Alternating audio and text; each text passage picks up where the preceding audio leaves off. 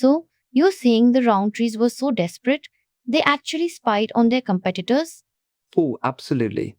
And not just any competitors. This was a full-on cocoa war. Imagine a Quaker, Joseph Rowntree, sneaking around London trying to poach chocolate secrets. But here's the wild part. This whole drama about pure cocoa versus adulterated cocoa? It's basically the same fight we're having today about what's really in our food. Wait, so all those natural or organic labels now? That started with chocolate companies fighting over cocoa? Pretty much.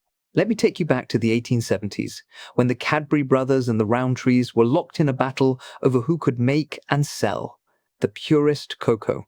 And trust me, it got messy. Okay, so what kicked off this cocoa showdown?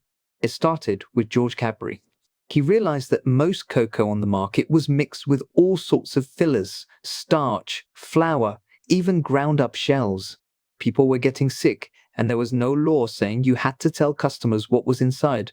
So George decided to make a pure cocoa called cocoa essence, and he went all in on advertising it as the real deal. Wasn't advertising kind of shady back then?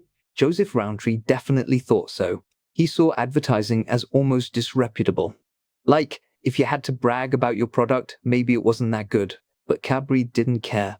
He put out flyers everywhere, claiming his cocoa went 3 times as far as the others. And people started to notice. So, did Cadbury actually make a difference? Or was it just hype? Oh, he made a huge difference. Cadbury lobbied the government, arguing that only pure cocoa should be called cocoa. Anything with additives needed a different name. This was a big deal because people were starting to care about food safety. Think of all the scandals we have now with mislabeled products or hidden ingredients. That sounds a lot like today's debates over food labeling. Like, what counts as real cheese or natural juice? Back then, it was cocoa. Cadbury even got called to testify before a government committee. He insisted that the public deserved to know exactly what they were buying. His rivals, like Fry's and the Rowntrees, freaked out. They argued their additives were nutritious, but the public wasn't buying it. Did the government actually do anything about it? They did. In 1872 and 1875, the Adulteration of Food Acts were passed. Suddenly, every ingredient had to be listed on the label. If a grocer sold cocoa with hidden fillers, they could be prosecuted. There's even a record of a grocer in Camden getting busted for selling adulterated cocoa. That must have been a nightmare for the companies that relied on those fillers. Total disaster for them. Cadbury's cocoa essence sales shot up, and their factory was booming. Meanwhile, the Rowntrees were barely hanging on. Joseph Rowntree was so desperate, he started pasting Cadbury's flyers into his notebook, just to keep track of what the competition was claiming. So, what did Rowntree do to survive? This is where it gets juicy. Joseph Rowntree realized he needed help, real expertise in making better cocoa. So he went to London, rented a secret address, and placed anonymous job ads in the papers, targeting workers from rival chocolate factories. He was basically recruiting spies. No way. That's like corporate espionage, Victorian style. Exactly. He didn't even put his name on the ads. Applicants were told to write to a coded address. And it worked. He got replies from people who knew all the trade secrets. That's how Rowntrees managed to stay in the game. It's wild how much of this sounds like what happens today. Companies fighting over patents, advertising wars, even poaching employees for insider info. Right? And the whole debate about what counts as pure or authentic food is still raging. Think about all the lawsuits over plant-based milk or what can be called chocolate in different countries.